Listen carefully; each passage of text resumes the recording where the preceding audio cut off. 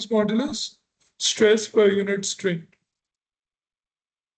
So मैं आप लोगों को एक चीज कहता हूँ, if you remember the formula, it's easier to remember the definition. So what is the formula of Young modulus? Young modulus is stress divided by strain. I'm going to note Young modulus with Y, and this is stress, and this is strain. Acha, how do we define stress? Stress होता है force per unit area, right? So force per unit area is called as stress. And how do we define strain? Extension per unit length. Extension per unit length. Okay, so this is just for your normal what we call hoja concept hamara. Okay, in part B, a wire of unstretched length 0.81 meter is made of a metal with Young modulus 95 gigapascal. ये capital G जो है, it means gigapascal. The wire obeys Hooke's law and has a constant cross-sectional area. Figure 5.1 shows the force extension graph for the wire. So we are provided with the value of Young's modulus, that is 95 gigapascal. Giga means we have to multiply it with 10 to the power of 9. Okay. Now we have force on the y-axis against extension on the x-axis. So we have to determine the cross-sectional area of the wire. Okay. So in order to find the cross-sectional area, we have to use the formula for the Young's modulus. So Young's modulus का formula हमारे पास था stress over strain, and stress is force over area and strain is extension over length. So we can also write it as FL over AX. ये A नीचे आके X से multiply, L ऊपर जाके F से multiply, or you can directly memorize or remember the formula for the Young's modulus. Walaikum assalam. Okay, now since force and extension का जो graph है directly proportional है, तो we can just take the values of F and X at one instant. किसी एक particular instant पे F और extension की values हम note कर लेते हैं. So at this point, let's read the value of extension. Extension is how much? 4 into 10 raised to the power of -3 meter. So ये extension का जो 7 unit दिया हुआ है 10 raised to the power of -3. It means कि अगर इस point पे आप extension consider कर रहे हो, so the value of x will be taken as 4 into 10 raised to the power of -3 meter. And at this point, the value of F is 500 Newton. So we have the value of Young modulus, extension भी पता है और force भी पता है और a wire of unstretched length which is 0.81 meter. So L की value भी known है, that is 0.81 meter. Okay. So since you know the values of Y, X, F and L, now let's just simply substitute these values into the expression. F की जगह we will write 500, length की जगह 0.81 और cross sectional area हमने find करना है A, into X की जगह you can write 4 into 10 raised to the power of -3 equals to Young's modulus, which is 95 into 10 raised to the power of 9. Okay. अच्छा, now अब मैं A की और ये जो 95 into 10 raised to the power 9 है, अच्छा या तो आप ये भी कर सकते थे, you could have made A as the subject first. तो अगर मैं इसमें A को subject बना लेता हूं तो FL over YX ये फॉर्मूला भी बनता है ना, ठीक है. सो इसमें अगर मैं पुट कर देता तो 500 into 0.81 y की जगह 95 into 10 raised to the power of 9 और extension की जगह 4 into 10 raised to the power of minus 3. Now you can just simply substitute all the values directly into the calculator and you can just calculate the final answer for this. ठीक है? So better way ये है, we have to find out the cross sectional area. Formula हमें याद होना चाहिए.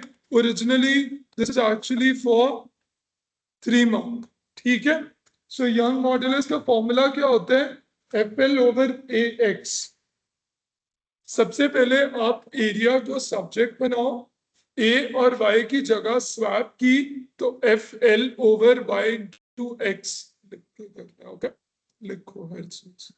सो अब आपने ग्राफ से एफ और एक्स की वैल्यूज निकाल ली. ठीक है, लेंथ की वैल्यू निकाल ली. आप भी लिख. ठीक है, सो एफ और एल की वैल्यूज आपने एल की वैल्यू गिवन है, वाई की भी वैल्यू गिवन है. गीगा में गिवन थी. गीगा का मतलब होता है we have to multiply it with 10 की पावर 9. ठीक है, so once you have substituted all the values, so 1.06 into 10 raised to power minus 6 metre square.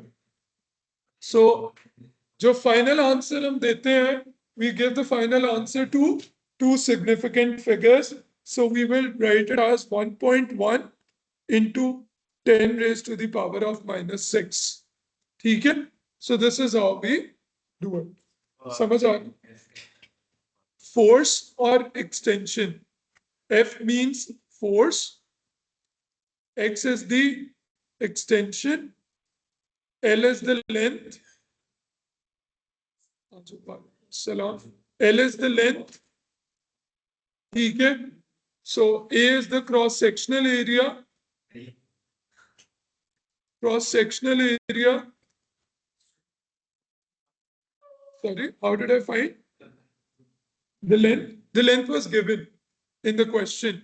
So let me एक दफा मैं दोबारा बता देता हूँ. Listen.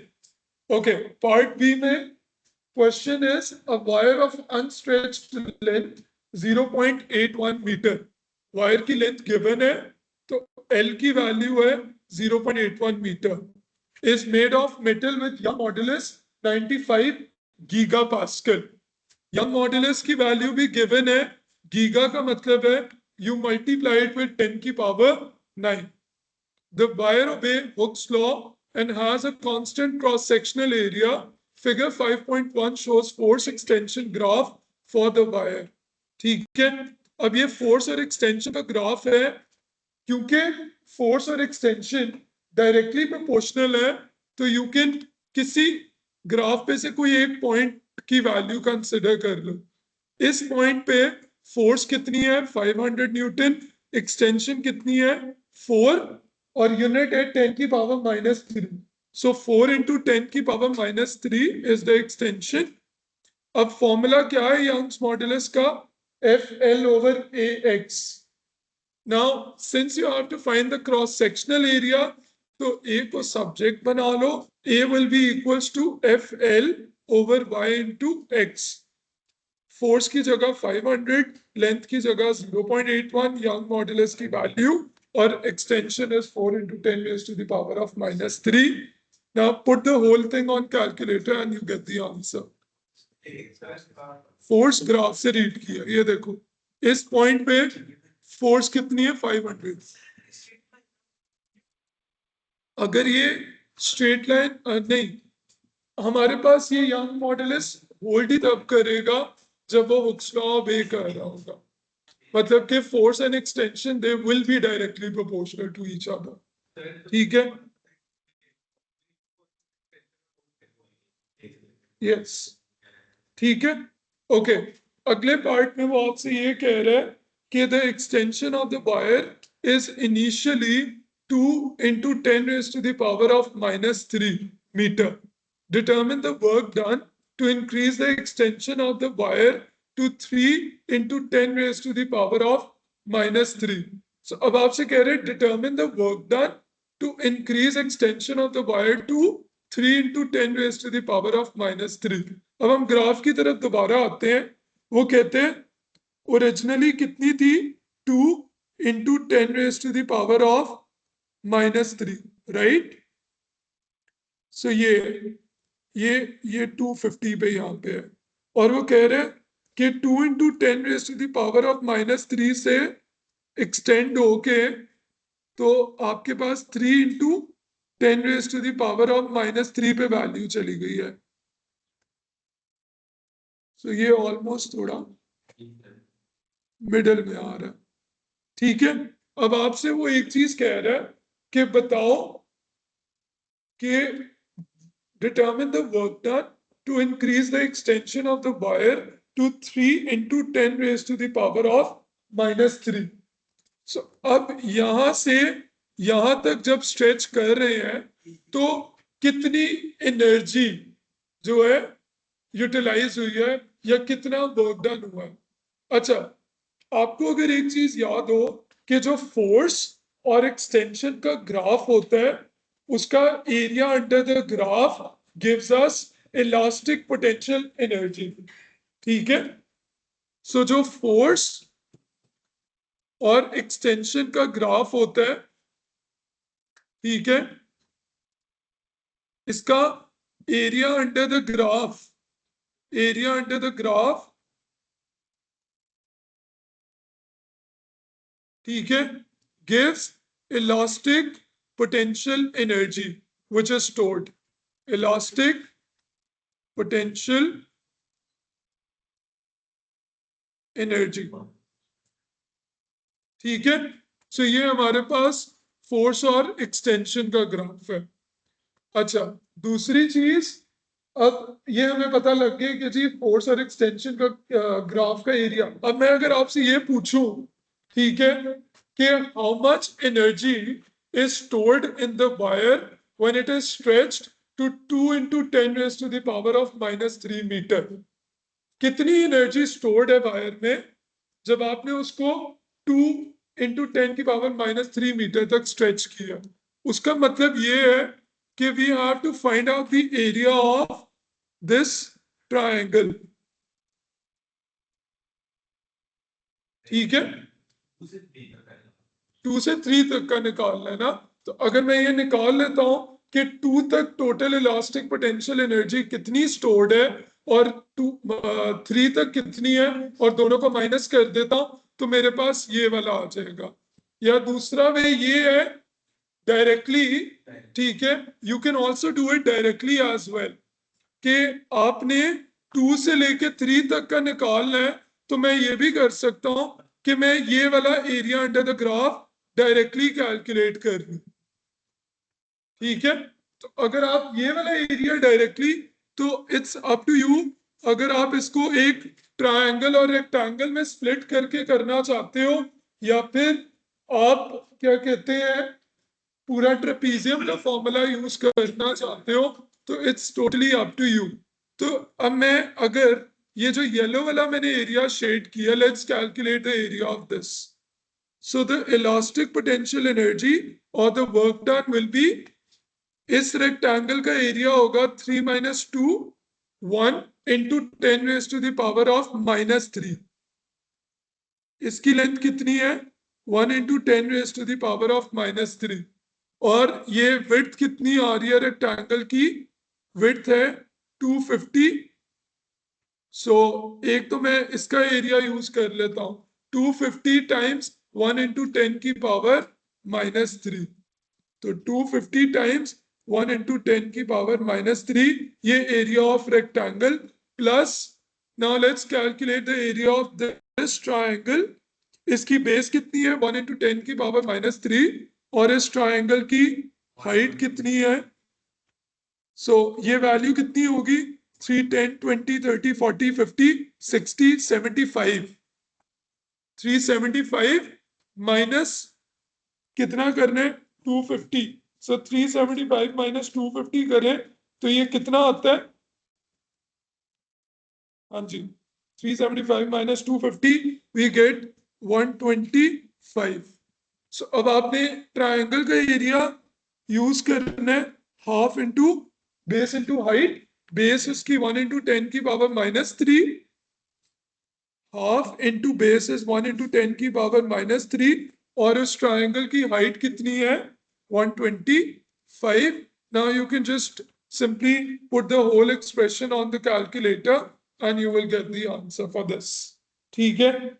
And it turns out to be how much? 0.31 jar. So ये 0.31 jar. तो कभी भी वर्क डन की अगर वो बात कर रहा है तो इसका मतलब है वो आपसे एनर्जी कैलकुलेट करने के लिए कह रहा है. और जब आप वायर्स की बात करोगे तो वायर्स में कौन सी एनर्जी स्टोर्ड होती है? Elastic potential energy is stored in them. ठीक है? सो 2 से लेके 3 तक का you had to calculate this area under the graph. आपने इसको रेक्टेंगल में अगर आप डायरेक्टली क्या कहते हैं ट्रेपीजियम का फॉर्मूला यूज करना चाहते हो, half into height into sum of parallel sides, तो you can directly use that formula as well. So trapezium की हाइट होनी थी 1 इंटू 10 की पावर -3, और इसकी एक पैरेलल साइड की लेंथ 375 और दूसरी पैरेलल साइड की लेंथ 250. तो 250 plus 375, you could have directly calculated the area of trapezium to find out the elastic potential energy which is stored in it. इसमें कोई क्वेश्चन है तो प्लीज बताओ. क्लियर है? यूसुफ आप लेट आए हो, भी समझ आया वैसे? ठीक है, ऊपर वाला मैं दोबारा एंड पे रिव्यू दे देता हूँ पार्ट. ठीक है? सो ये we have to write down the final answer to significant. तो 0.31 joule, ठीक है, is going to be the final answer. Yes. अच्छा, सो एक और चीज मैं आप लोगों को वैसे बता दूं, इलास्टिक पोटेंशियल एनर्जी का फॉर्मूला भी आप लोगों को मतलब मैंने बताया हुआ है कि इलास्टिक पोटेंशियल एनर्जी का फॉर्मूला होता है 1/2 आइदर एफ वाला, या इलास्टिक पोटेंशियल एनर्जी का फॉर्मूला 1/2 kx². तो एक चीज और याद रखो बेटा कि इलास्टिक पोटेंशियल एनर्जी का भी अगर सवाल आता है ना, न्यूमेरिकल आता है, तो इसका फॉर्मूला लिखने का भी एक नंबर मिल जाता है. तो बेशक आपने area under the graph calculate करना है, but you can also write down the formula as well. ठीक है? और मतलब अगर आप एरिया, अब जैसे आप एरिया अंडर द ग्राफ ले रहे हो ना, तो आपको 2 मार्क इसके मिलेंगे, 1 मार्क इसके. और इन केस अगर आपकी वैल्यू गलत होती है या आपका एक्सप्रेशन गलत है बट आपने फॉर्मूला वैसे ही लिख दिया है एग्जामिनर के लिए, तो you will still be able to score 1 mark. ठीक है? तो यहाँ पे please write down the formula as well ताकि हमारे पास जो है वो सिक्योर हो जाए. Okay, I hope it is clear to everyone. ठीक है? Okay, now let's just talk about question number, ठीक है, कौन सा? Question number 5. So this is question number 5. A laser emits light of a single frequency in a vacuum. The light is incident normally on a double slit and then forms a pattern of bright and dark fringes on a screen as shown in figure 4.1. ठीक है? The separation of the slits is 1 into 10 raised to the power of -3. The distance from the slits to the screen is this. The distance between centers of adjacent dark fringes on the screen is 3.3 millimeter. Explain how the pattern of bright and dark fringes is formed. ठीक है? Before I explain this question, मैं एक दफा आप लोगों को recap दे देता हूं. ठीक है? कि हमारे पास ये सुपरपोजिशन कैसे हो रही होती है. ठीक है? So let's just quickly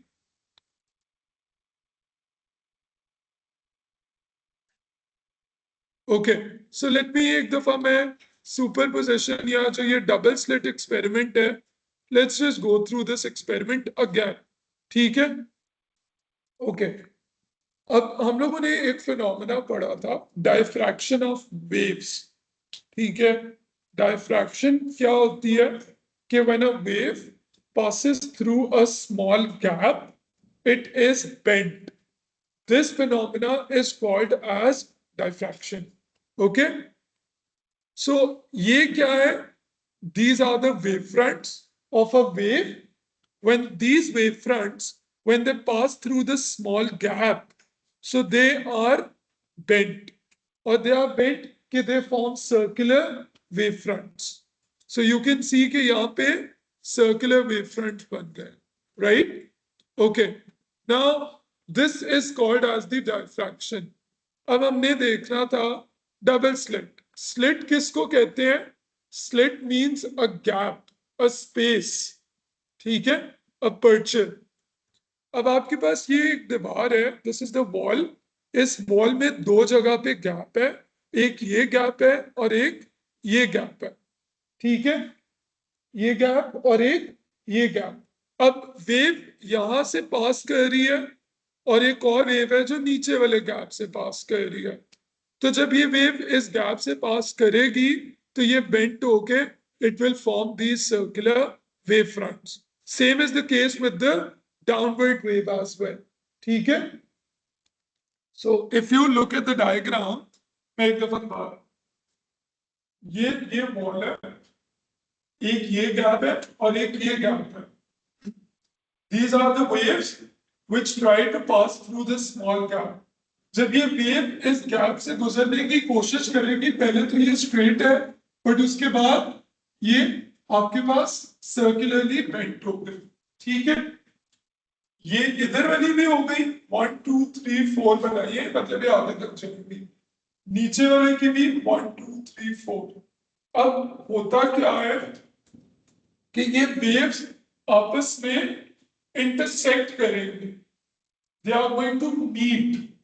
ठीक है, when the waves, when they meet, तो superposition occurs. Superposition क्या होती है?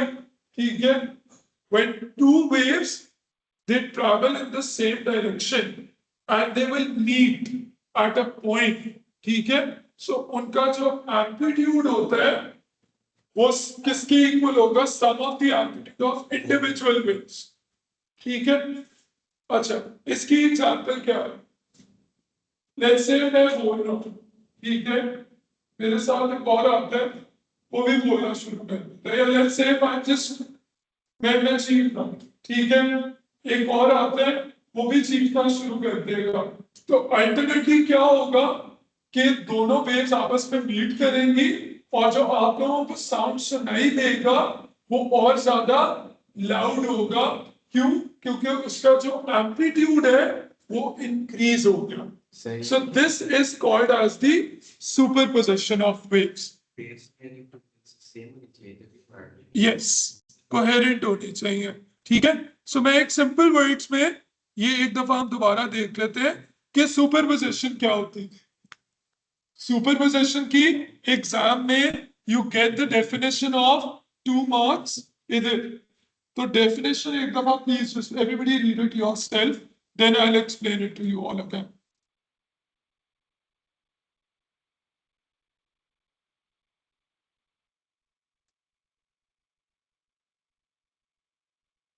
हो गया? समझ आ गई? दो वेव्स हैं, एक ये वेव है, एक ये वेव है. When two waves they travel in the same direction and they will meet at a point, then what will happen? जो resultant wave होगी उसका जो amplitude होगा वो इन दोनों waves के amplitudes के sum के equal होगा. ठीक है, so this is called as the superposition phenomena. तो you can see कि जब ये wave और ये मिलेगी तो इसका positive और positive add होके और बड़ा हो गया, और जब नेगेटिव और नेगेटिव ऐड होगा तो ये आपके पास और ज्यादा बड़ा होगा. ठीक है, so this phenomena is called as the superposition principal.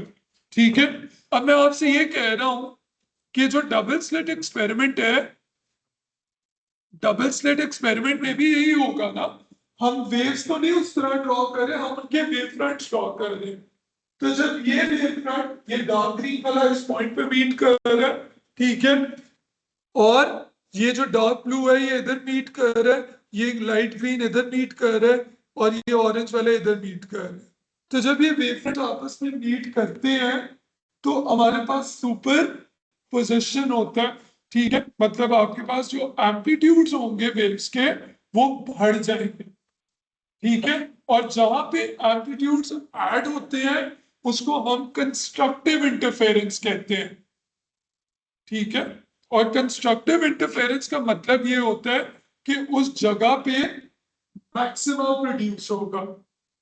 जहां पे कंस्ट्रक्टिव इंटरफेरेंस है, जहां पे एम्पलीट्यूड्स ऐड होते हैं, तो वहां पे मैक्सिमम, और जहां पे आपस में इनके एम्पलीट्यूड्स कैंसिल कर देते हैं एक दूसरे को, ठीक है, तो वहां पे मिनिमम प्रोड्यूस होता है। ठीक है, सो मैं एक दफा दूंगा पूरा रिकैप प्रॉपरली वेव्स का, और मैंने एक दफा दोबारा क्लास उसके लिए करनी है, पर मैं अभी क्वेश्चन के लिए आई वांटेड कि मैं ये डिस्कस कर लूं अभी आप लोगों के साथ। ठीक है, तो सॉरी, ऑर्डर वगैरह वो भी मैं आपको बताता हूँ। ठीक है, अब आपके पास ये डिफरेंट ऑर्डर के मैक्सिमास जो है ना वो प्रोड्यूस होते हैं। जो जीरो ऑर्डर मैक्सिमा है, आपका जो एम्पलीट्यूड होता है सबसे ज्यादा मैक्सिमम जीरो ऑर्डर पे होता है, फिर फर्स्ट ऑर्डर, फिर सेकंड ऑर्डर। ये ऑर्डर का जो लिंक है वो फेज डिफरेंस, पाथ डिफरेंस इनसे है। वो भी हम थोड़ा सा मतलब मैं ना एक दफा पूरा ये सुपरपोजिशन वाला पार्ट आप लोगों को डिटेल में, अभी के लिए आई वांट कि एक दफा ये फॉर्मूला भी देख लो। ये formula D lambda is equal to A X over D. Lambda क्या होता है? Lambda is the wavelength of light which is incident. D क्या है? Distance between slits and the screen, मतलब ये स्लिट है, स्लिट से लेके स्क्रीन तक का जो डिस्टेंस है वो capital D. X is the fringe separation, fringe separation या distance between two consecutive maxima और टू कंसेक्यूटिव मिनिमास। तो मतलब ये दो मैक्सिमास के जो दरमियान का डिस्टेंस है वो एक्स है, और ए क्या होता है? A is the separation between the slits. ये बात समझ आ गई? ये फॉर्मूला इंपॉर्टेंट है, ये फॉर्मूला याद कर लो, lambda is equal to A X over D. ठीक है, अच्छा अब हम आते हैं, आई होप कुछ आइडिया हो गया है कि ये इंटरफेरेंस वगैरह क्या हो रही है या कैसे हो रही है। जो फेज डिफरेंस, जो पाथ डिफरेंस वाला कॉन्सेप्ट है, कंस्ट्रक्टिव इंटरफेरेंस, डिस्ट्रक्टिव, ये मैं आप लोगों को डिटेल के अंदर एक और क्लास के अंदर वेव्स का दोबारा रिकैप दे दूंगा, और उसमें हम लोग पास पेपर के क्वेश्चंस करेंगे ज्यादा से ज्यादा, ताकि हमें ये चैप्टर क्लियर हो जाए। तो वो तो लग ही जाए। अच्छा, now let's see कि a laser emits visible light of a single frequency in a vacuum. ठीक है, the light is incident normally on a double slit and then forms a pattern of, so you can see कि ये bright fringe है, and this is a dark fringe, then bright dark bright dark, तो इस तरह alternatively produce होती हैं। अच्छा मुझे एक बात बताओ, अब हम लोग ना मैं भी पार्ट ए से पहले, let's just quickly discuss part B first.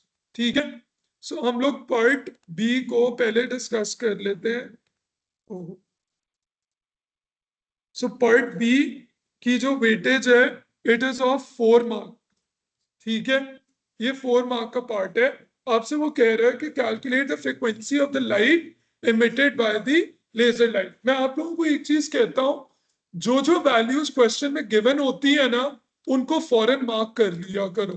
पहली चीज तो ये हमें फॉर्मूला याद होना चाहिए, lambda is equal to A X over D. Lambda क्या होता है? वेवलेंथ। ए क्या होता है? स्लिट सेपरेशन या गैप बिटवीन द स्लिट्स। ठीक है, A is gap between slits. ठीक है, और डी क्या होता है? Distance between slits and screen, distance between slits and screen. अच्छा, अब हम देखते हैं, हमें डी की वैल्यू दी हुई है 4.8 मीटर, हमें ए भी दिया हुआ है 1 × 10⁻³ हमें दो डार्क फ्रिंजेस के दरमियान का डिस्टेंस दिया हुआ है, मतलब x दिया हुआ है, मगर ये किस में दिया हुआ है?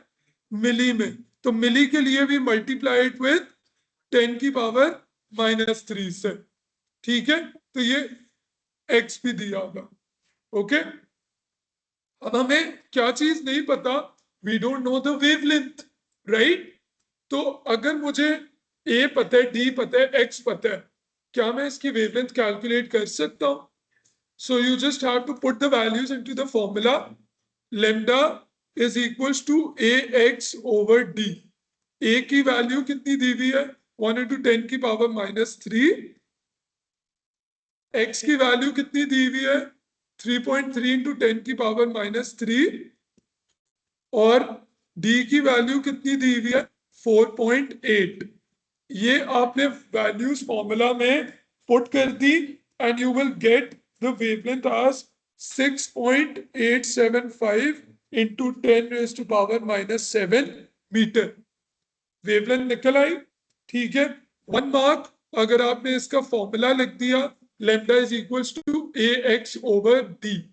1 मार्क आपने अगर करेक्ट वेवलेंथ कैलकुलेट कर ली है, ठीक है, तो उसका अब निकालनी तो हमने फ्रीक्वेंसी है. बात किसकी हो रही है? लाइट की. स्पीड ऑफ लाइट हमें पता है, तो एक फॉर्मूला हमने और पढ़ा हुआ है, v is equals to F lambda. v is the wave speed, f is the frequency and lambda is the wavelength. निकालनी फ्रीक्वेंसी है तो आप फ्रीक्वेंसी को सब्जेक्ट बना लो v over lambda. So 1 mark if you write down the formula v is equals to f lambda या f is equals to v over lambda. ठीक है, अब आपने स्पीड ऑफ लाइट की वैल्यू है 3 × 10⁻⁸ और वेवलेंथ आपने कैलकुलेट किया 6.875 into 10⁻⁻7. Put the whole expression on the calculator and you get the final answer as 4.4 into 10⁻14 hertz. ठीक है, तो मैं इसलिए बार बार ये चीज कह रहा था कि ये फॉर्मूला बहुत फ्रीक्वेंटली एग्जाम में यूज होता है, तो आपको इसकी यूजेज का जो है ना लाजमी पता होना चाहिए कि lambda is equal to A X over D. A means distance between the slits, X means fringe separation के दरमियान का गैप, और D means distance between slits and your screen. बाकी v is equals to f lambda. Light की बात हो रही है तो स्पीड ऑफ लाइट कितनी होती है? 3 into 10⁻⁸ मीटर/सेकेंड. values put की and you get the final answer and this was for 4 marks. अच्छा, अब हम देखते हैं ओरिजिनली वो हमसे क्या कैलकुलेट करवाना चाह रहा था. ठीक है, डन. ओके, अब हम देखते हैं कि वो कहते हैं कि the separation of slits the distance, ये वैल्यूज बताई. वो कह रहे हैं explain how the pattern of bright and dark fringes is form. ठीक है, सो सबसे पहली बात तो ये है कि जब आपके पास जो लाइट होती है, ये वेवफ्रंट्स थे ना. So yes, so light passes through the slits and is diffracted. ठीक है, light after passing through slits, light is diffracted. पहला पॉइंट हमारे पास क्या होगा? After passing through slits, light is diffracted. ठीक है, so this is your first point. ठीक है, अब हम अगली बात, सो ये क्या होती है? लाइट ये डायफ्रैक्ट हो गई, ऐसे ही है, ये हमने देखा था ना. ठीक है, दूसरा ये है कि the light waves they will meet at a point. ठीक है, and superposition occurs. Light waves meet and superposition occurs. ठीक है. सो दूसरी चीज हमारे पास क्या हो रही है कि लाइट वेव्स जो है, ये जो दोनों लाइट वेव्स हैं, ये आपस में मीट करेंगी. When they are going to meet, तो उससे क्या होगा, सुपरपोजिशन विल टेक प्लेस. ठीक है. अच्छा, अब हमारे पास जहां पे, अब ये ना मैं आप लोगों को फेज डिफरेंस और पाथ डिफरेंस का फॉर्मूलाज वगैरह ये भी आपको याद होने चाहिए. ठीक है. सो ब्राइट, ठीक है, for when phase difference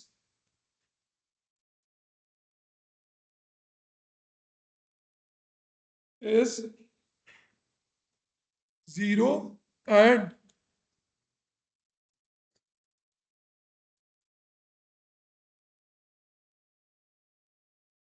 is n lambda, a bright fringe is produced. अच्छा, फॉर नाउ अभी आप ये बात मतलब याद रखो कि जो ब्राइट फ्रिंज है, ब्राइट फ्रिंज के लिए मैंने आपको बताया था कि कंस्ट्रक्टिव इंटरफेरेंस होती है. ठीक है. ब्राइट फ्रिंज कब होती है, जब आपके पास कंस्ट्रक्टिव इंटरफेरेंस होती है. ओके. अच्छा, और एक चीज याद रखो कि जब ब्राइट फ्रिंज फॉर्म होता है तो आपके पास जो फेज डिफरेंस है ना, फेज डिफरेंस का फॉर्मूला होता है 2n पाई. ठीक है. और जो पाथ डिफरेंस का फॉर्मूला होता है वो होता है n लैम्डा. ठीक है. सो यू कैन राइट 0 और यू कैन राइट 2n पाई यहां पे. ठीक है. So when the phase difference is 0 or 2n pi and path difference is n lambda, a bright fringe is formed. जो dark fringe है, dark fringe हमारे पास कब होती है, जब destructive interference takes place, interference occurs. और इसमें phase difference का जो फॉर्मूला है वो हमारे पास क्या होता है, 2n-1. ठीक है. पाए. और जो पाथ डिफरेंस का फॉर्मूला होता है for the destructive interference, that is n-1/2 lambda. ठीक है. ये फॉर्मूला सभी के लिए याद रखो. ठीक है.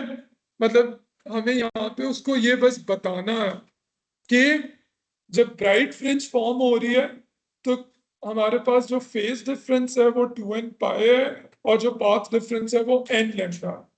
जब डिस्ट्रक्टिव इंटरफेरेंस है तो फेज डिफरेंस 2n-1 पाई है और जो पाथ डिफरेंस है वो n-1/2 लैम्डा. ठीक है.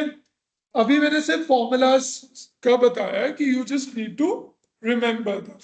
तो बेसिकली डबल स्लिट में क्या होता है, after the light passes through the gap it is diffracted and when the light waves they will meet, superposition occurs. ठीक है. ब्राइट फ्रिंज कब प्रोड्यूस होगा, when the phase difference is 0 or 2n pi and the path difference is n lambda. Dark fringe कब होती है, जो phase difference का formula 2n-1 पाई और path difference is n-1/2 lambda. Okay. Sorry, yes, दोनों में से किसी एक का मेंशन कर दोगे तो you will get the third mark for that. Okay. I hope ये कुछ क्लियर हो गया. प्लीज डोंट वरी, मैंने दोबारा एक दफा सुपरपोजिशन का जो है ना, कंस्ट्रक्टिव डिस्ट्रक्टिव, ये फॉर्मूलाज को कैसे यूज करना है, जो फेज डिफरेंस है या पाथ डिफरेंस है, how do we calculate all of this, ये मैं एक और क्लास में आप लोगों को इंशाल्लाह जरूर बताऊंगा. पार्ट सी में अब आपसे वो ये कह रहा है कि the double slit is removed, a second laser is placed beside the first laser the second laser produces visible light of a different frequency from that of the first laser. The beam of light from the two lasers overlap on the screen. Okay, explained by a steady pattern of bright and dark fringes is not formed on the screen. ठीक है?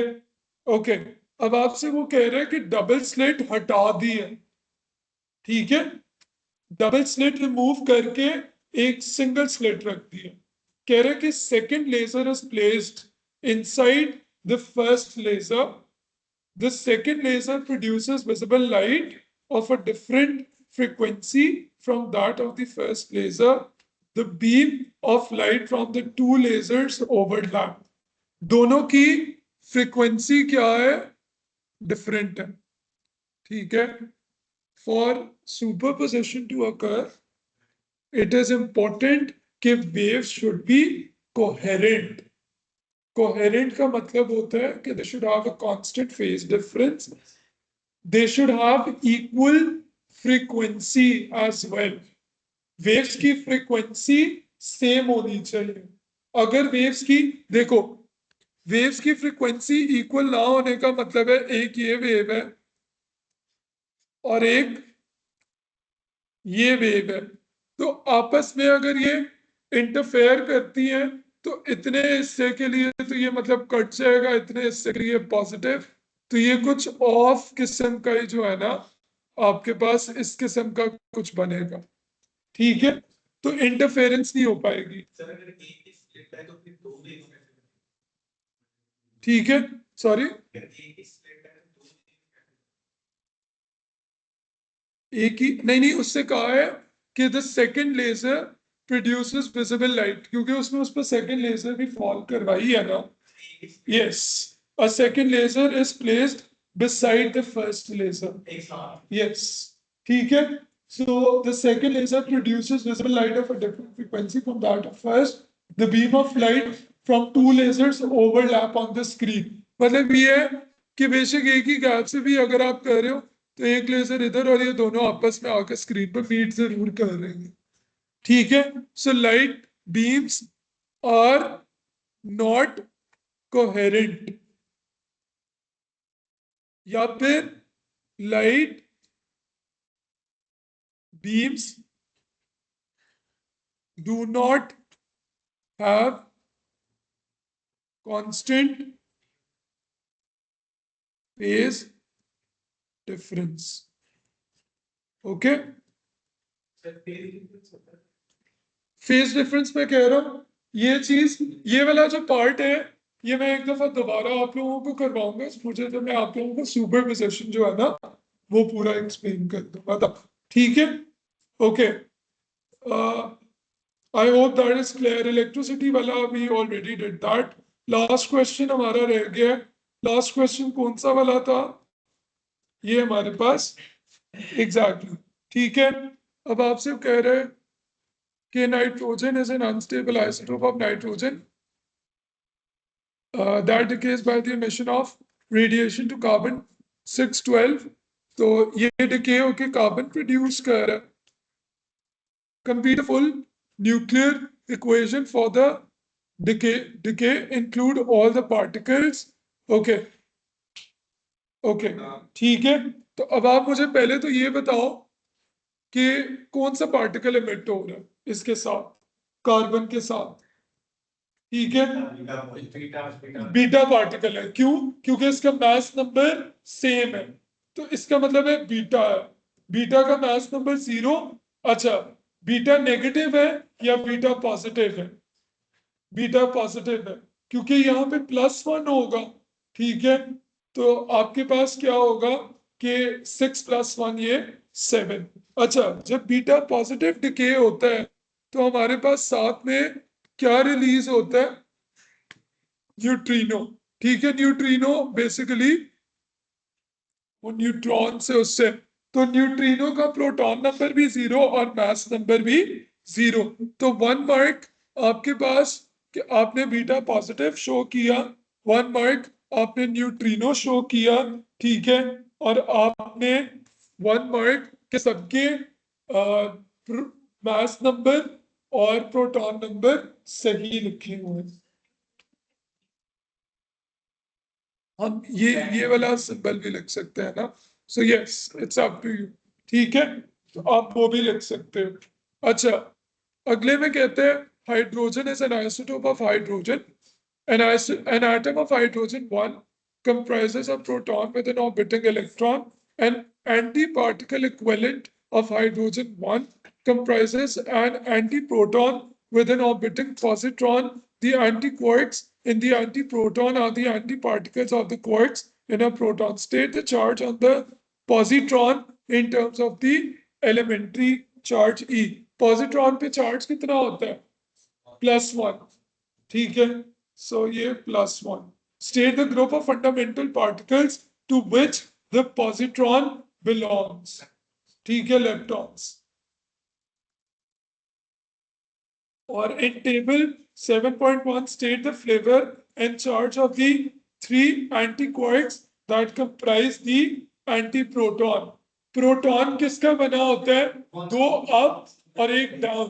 तो एंटीप्रोटॉन क्या होगा? एक up और नहीं नहीं, दो एंटी अप और एक एंटी डाउन।